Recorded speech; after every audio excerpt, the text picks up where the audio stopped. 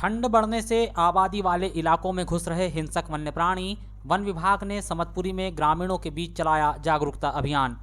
ठंड बढ़ने के साथ ही वन परिक्षेत्र कटंगी के जंगल से सटे ग्रामीण इलाकों में बीते कुछ दिनों से हिंसक वन्य प्राणियों के चहलकदमी की सूचनाएं वन विभाग तक आ रही हैं।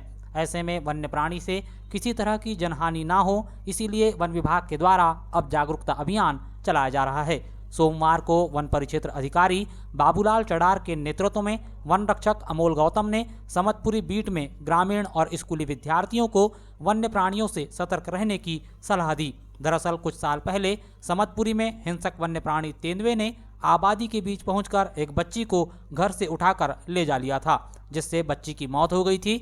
इसके अलावा आए दिन समतपुरी बीट में वन्य प्राणियों के द्वारा पालतू मवेशियों के शिकारों की वारदातों को अंजाम देने की घटनाएं भी होते रहती है, जिसे ध्यान में रखते हुए ग्रामीण और स्कूली विद्यार्थियों को सतर्क करने के लिए वन रक्षक के द्वारा जागरूकता अभियान चलाया गया।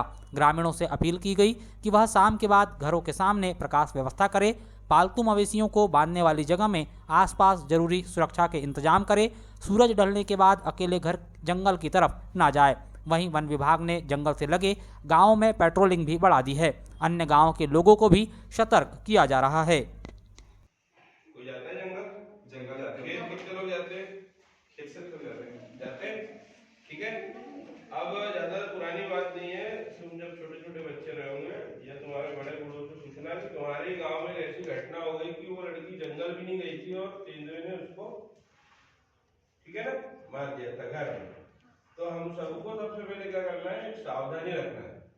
सावधानी किस बात की कि वो वन्य प्राणी है, उसकी कोई गारंटी नहीं कब आएगा कहाँ आएगा, लेकिन ये जो दिसंबर और जनवरी का माह होता है इस समय में बहुत ज्यादा विचरण करते हैं और अपना एरिया बढ़ाने के लिए वो चलते रहते हैं। तो हमको सावधानी ये रखना है कि रात में या खेत में जब भी हम जा रहे हैं तो अकेले नहीं जाना है। रात में जब जा रहे हैं तो अपने परिवार के लोगों को समझाना कि भाई हम यदि जा रहे हैं तो किसी को साथ लेके जाए, हाथ में लाठी हो, हाथ में टार्च हो, ठीक है। ये दो चीजें लेके जरूर श्योर कर दे। बहुत ज्यादा जल्दी सुबह उठ करके अपने को जो खेती के काम चल रहे हैं उसके लिए बहुत ज्यादा जल्दी नहीं जाना है। यदि जाना आवश्यक है तो ऐसी परिस्थिति में अपने साथ एक साथी कोई भी हो सकता है, घर का सदस्य या पड़ोस का सदस्य, या कम से कम एक डंडा और टॉर्च जरूर लेके जाए, क्योंकि सावधानी में ही अपनी सुरक्षा है, ठीक है। तो सबसे मेन है कि आपको सावधानी रखना है, ठीक। आप लोग अकेले कहीं ना घूमे, ठीक है ना, बहुत रात तक इधर उधर न जाए, बहुत जल्दी सुबह कहीं न भागे, है ना। थोड़ा सा सिर्फ दिसंबर और जनवरी 2 महीने तक, ठीक है। थैंक यू, इतना ही बताना था आपको, ठीक है। ध्यान रखें, अंधेरे में नहीं जाना है। जैसे सुबह टहलने भी जाते हैं तो अपने लोग साथ में 2-4 लोग साथ में रहना चाहिए।